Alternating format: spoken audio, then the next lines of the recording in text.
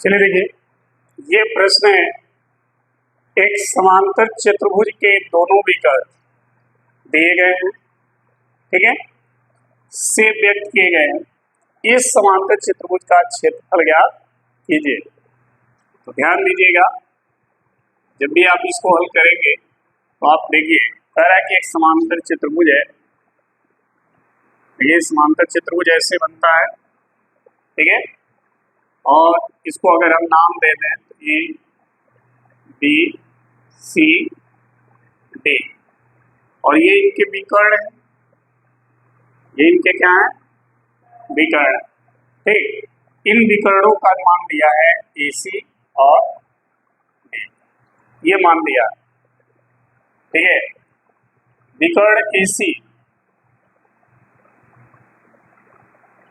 विकर्ण AC का मान है 3i कैप प्लस माइनस, ठीक, और विकर्ण DB का मान दिया है माइनस प्लस के, ये दिया गया है। दोनों विकर्णों के मान दिए गए हैं, ठीक है। कह रहा है इसका क्षेत्रफल बता दीजिए। तो ये ध्यान रखिएगा, समांतर चतुर्भुज के जो विकर्ण होते हैं ना, एक दूसरे को बराबर में विभाजित कर देते हैं। देखिए, यह विकर्ण जो है इसको दो बराबर भागों में बांटेगा, और ये जो विकर्ण है वो इसको दो बराबर भागों में बांट देता है। क्या लिखेंगे, समांतर चतुर्भुज के विकर्ण एक दूसरे को समद्विभाजित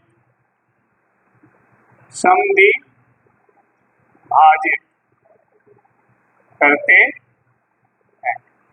मतलब दो बराबर भागों में बांट देते हैं। अगर ये O मान लें, ठीक, तो अगर AO का मान निकालें, AO वेक्टर AO, तो ये 1/2 हो जाएगा वेक्टर AC, इस AC का ये आधा हो जाएगा। और आप सभी को पता है 1/2 AC का मान ये है, तो यहाँ रख लेंगे 3i कैप प्लस माइनस, ये हो गया। इसी तरह अगर हम विकर्ण OB को निकालना है, O से B OB, तो ये बराबर हो जाएगा 1/2 DB, ये इस DB का आधा हो जाएगा OB, और DB का मान दिया है 1/2 i कैप माइनस 3 प्लस 4 के, ठीक। आपसे कहा गया इसका क्षेत्रफल ज्ञात कीजिए। तो देखिए, समांतर चतुर्भुज का अगर आपसे क्षेत्रफल पूछा गया है तो देखिए 4, देखिए इसमें कुल कितने त्रिभुज बने हैं, 4, तो 4, ठीक है, गुणे त्रिभुज, जो क्षेत्रफल इसका होगा वही इसका, वही इसका, चारों का बराबर होगा। तो 4 गुणे या 4 ऐसे लिख लें, अब ब्रैकेट में लिख लें त्रिभुज AOB का क्या, क्षेत्रफल, ठीक। अब देखो 4 त्रिभुज के क्षेत्रफल का सूत्र क्या होता है, 1/2, एक भुजा गुणे दूसरी भुजा, यानी AO गुणे OB, ये हो जाएगा, ठीक।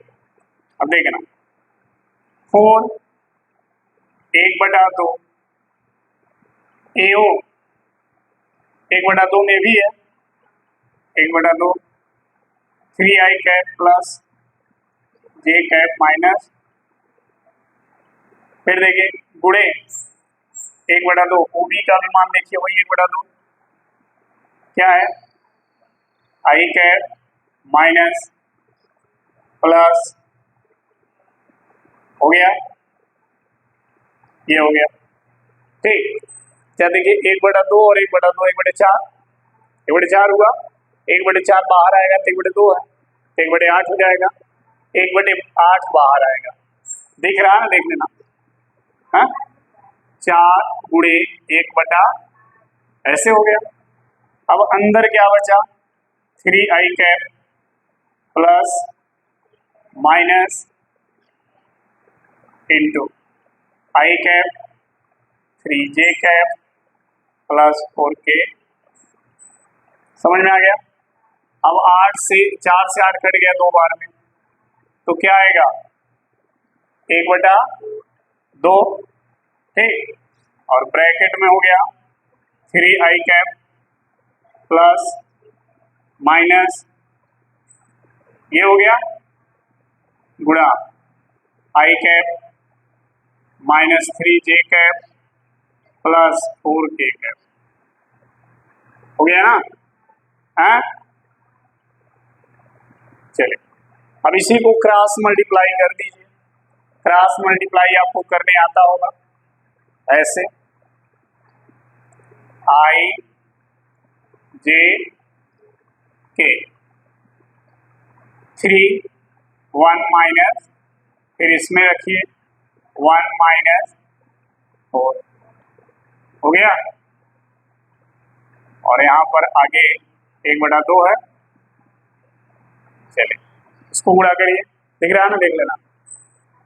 चलिए अब क्या करेंगे, आई इसका गुणा इधर, देखिए आई वाली पंक्ति और आई वाला कॉलम छोड़ देंगे, ये वाली पंक्ति और आई वाला कॉलम छोड़ देंगे, तो यही इतना बचेगा।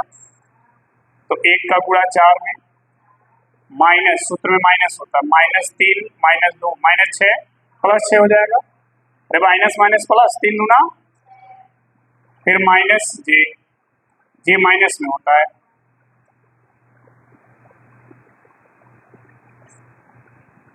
अब देखना, जे वाली लाइन और जे वाला कॉलम छोड़ देंगे, तो 3 चौके 12 माइनस, तो प्लस 2 हो जाएगा, प्लस के। ठीक, अब के वाली लाइन और के वाला कॉलम छोड़ देंगे, तो ये हो गया 3 3 का -9 और 1 1 करना -1। ठीक है, चलो यहाँ देखो 1/2 क्या आएगा, देखिए 6 में 4 में 6 घटाएंगे -2 आई कैप, 12 और 2 14, तो -14 जे, और 9 -1 -10 के कैप। 2 सब में से कॉमन लेके 2 को काट दो, यहाँ क्या बचेगा माइनस, और यहाँ बचेगा माइनस, और यहाँ बचेगा माइनस आई। ये हो गया क्षेत्रफल। लेकिन इसका परिमाण पूछा जाए तो क्या होगा, तो देखिए परिमाण अगर निकाला जाए तो इसको करड़ी में लिखेंगे, -1 का स्क्वायर प्लस -7 का स्क्वायर प्लस माइनस, तो देखिए 1 का स्क्वायर 1, ये 49 और ये 25, कितना आएगा टोटल 75 हो जाएगा। 75 में क्या लिखेंगे, 5 करड़ी में 3। ठीक है, तो इस पूरे क्षेत्रफल जो होगा वो इतना मात्रक होगा, 5 करड़ी में 3 मात्रक। समझ आ गया। तो अगर इस तरह के प्रश्न आते हैं कि समांतर चतुर्भुज के विकर्ण दिए गए हों और क्षेत्रफल पूछ रहा है, तो पहले विकर्ण को समविभाजित कर लीजिए। ठीक है, उसका आधा आधा मान निकाल लीजिए, जैसे कि आप देख रहे हैं, फिर उसका क्रॉस मल्टीप्लाई कर लीजिए, आंसर आ जाएगा। ठीक है, नोट कर लीजिए।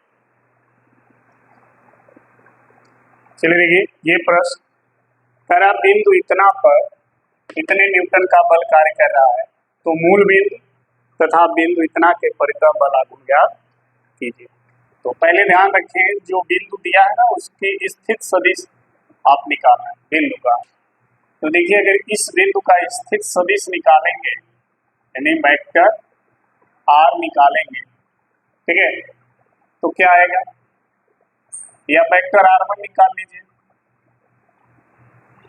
इस बिंदु का स्थित सदिश क्या हो जाएगा, -2i प्लस 3ij,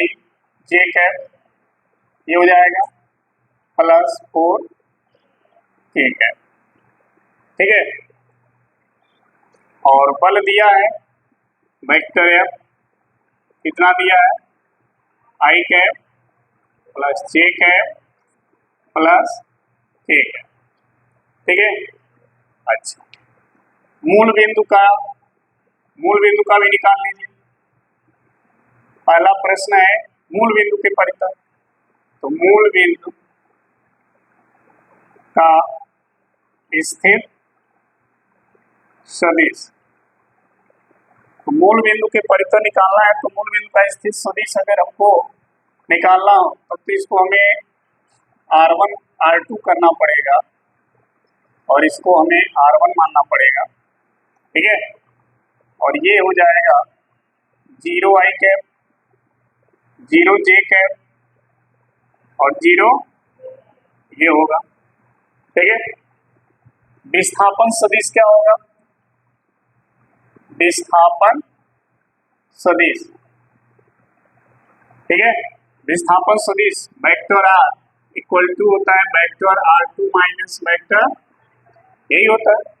अच्छा, वेक्टर R2 कितना है, ये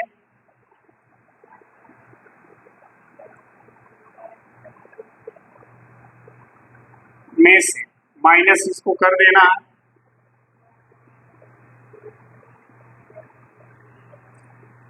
तो इसको माइनस करेंगे तो इसका मान बदलेगा, नहीं बदलेगा, तो आएगा -2i प्लस 4k। आपसे पूछा गया है बल आघूर्ण, क्या पूछा है, बल आघूर्ण टाउ बराबर क्या होता है, वेक्टर F क्रॉस वेक्टर, यही होता है। यानी F और R के बीच में क्रॉस प्रोडक्ट करना है आपको, तो i j k, ठीक है। i F का मान देखिए यहाँ पर है 1 1 1 और इसमें है -2 3 4, ठीक है। अब इसी का प्रोडक्ट कर दीजिए, तो i 4 करना -3 करना -j होता है, j वाला पंक्ति और j वाला कॉलम छोड़ दीजिए, 1 का 4 में गुणा 4 -2 का गुणा 1 में -2 और ये माइनस प्लस 2 प्लस k वाला पंक्ति और k वाला कॉलम छोड़ दीजिए, 1 का 3 में गुणा 3 माइनस इसका गुणा इसमें -2 तो +2 हो जाएगा। अगर आप इसको हल करें तो क्या आएगा बताइए, 4 में से 3 गया 1, तो i 4 2 -6j और 3 2 5k, तो ये हो गया पहले का आंसर। केवल बल आघूर्ण पूछा है, बल आघूर्ण का परिमाण पूछा होता है तब इसका परिमाण निकालते, ठीक है। तो पहले का आंसर ये हो जाएगा। अगर यहीं पे हम दूसरे को भी सॉल्व करें तो देखिए, अगर दूसरा प्रश्न हल करें, ये तो पहले का हो गया, ठीक है, यहाँ करने के बाद ये हो जाएगा, ठीक। दूसरे में देखें, बिंदु ये दिया है, ठीक है, इस बिंदु के परितः पूछ रहा है, तो जिस बिंदु के परितः पूछ रहा है उसको हमने R1 माना था, मूल बिंदु के परितः पूछा था तो इसको R1 माना था, इसके परितः पूछ रहा है तो इसको भी R1 मान लेंगे। तो देखिए बिंदु क्या हो जाएगा, है बिंदु R1 बराबर हो जाएगा i +2 + 3k। बल तो आपको दिया ही है, विस्थापन सदिश वेक्टर R बराबर R2 माइनस R1, R2 का मान दिया है, क्या है -2i plus 3j plus 4k में से R1 का मान ये घटा दीजिए, i plus 2j plus 3k -2i plus 3j plus 4k minus से गुणा कर दो, -i -2j cap -3k cap, इसको हल कर लीजिए। देखिए -2i और -i, -3i कैप +3j और -2j प्लस j हो जाएगा, +4k -3k तो +k कैप हो जाएगा। ये हो गया r का मान। बल आघूर्ण पूछा है तो टाउ बराबर क्या होता है, वेक्टर या क्रॉस वेक्टर, यही होता है। फिर वही formula i cap j cap k cap, i f का मान देखिए यहाँ पर है 1 1 1, तीनों का 1 है, और r में देखिए -3 1 1, हल कर दें। i कैप देखिए i वाली पंक्ति और i वाला कॉलम छोड़ दें, 1 का 1 में 1, -1 का 1 में 1, -j कैप देखिए j वाली पंक्ति और j वाला कॉलम, ये कॉलम और ये पंक्ति छोड़ दें तो 1 का 1 में 1, माइनस ये माइनस तो +3 हो जाएगा, +k कैप ये वाली पंक्ति और ये k वाला कॉलम छोड़ दें तो 1 का 1 में 1, -3 का 1 में +3 हो जाएगा। ठीक है, तो 0 हो गया, तो 0i कैप 0i कैप हो गया, 3 और 1 -4j कैप, और ये भी हो गया +4k। आप चाहें तो इसको छोड़ भी सकते हैं, 0 है तो क्या हो जाएगा, -4j कैप +4k, ये हो जाएगा दूसरे का आंसर। ठीक है, तो इस तरह से आप इसको हल कर सकते हैं, नोट कर लीजिए।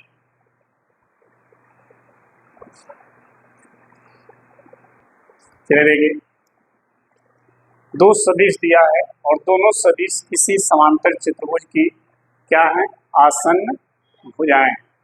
कह रहा है इनके बीच इनका क्षेत्रफल आपको प्रूफ करना है कितना वर्ग इकाई होता है। ठीक है, तो देखिए जब हल करेंगे तो ध्यान रखिएगा, ये समांतर चतुर्भुज है,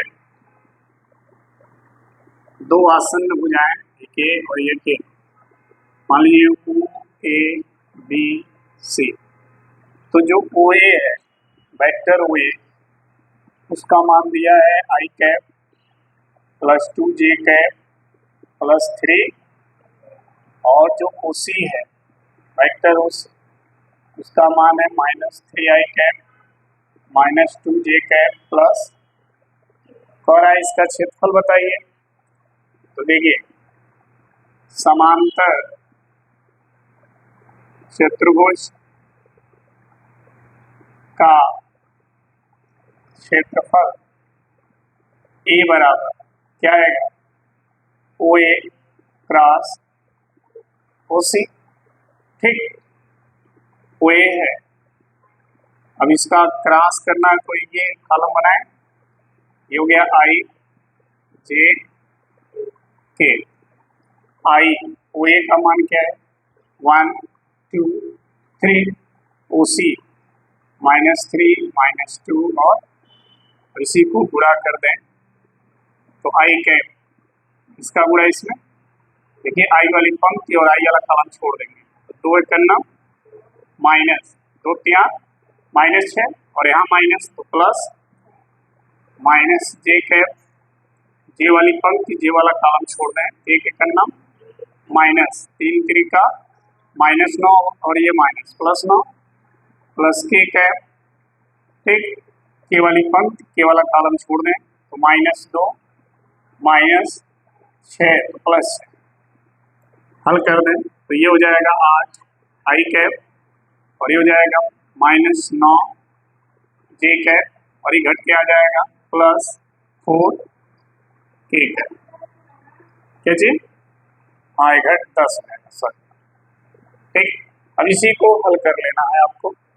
ठीक है, देखिए हल करें, इसका परिमाण निकालें तो क्या आएगा, 8 का स्क्वायर 10 का स्क्वायर +4 का स्क्वायर, तो क्या आएगा, नहीं 8 का स्क्वायर कितना होता है 64, 10 का स्क्वायर 100 +4 का स्क्वायर, टोटल कितना आएगा, देखिए 6 और 4 10, 1 और 6, 7 और 1 8, 180 आया, 180 और 180 का हमें वर्गमूल निकालना होगा, तो 36 गुणे 5।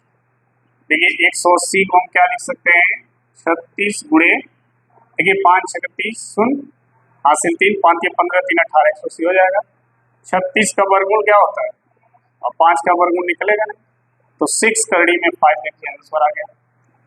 ठीक है, नोट कर लीजिए।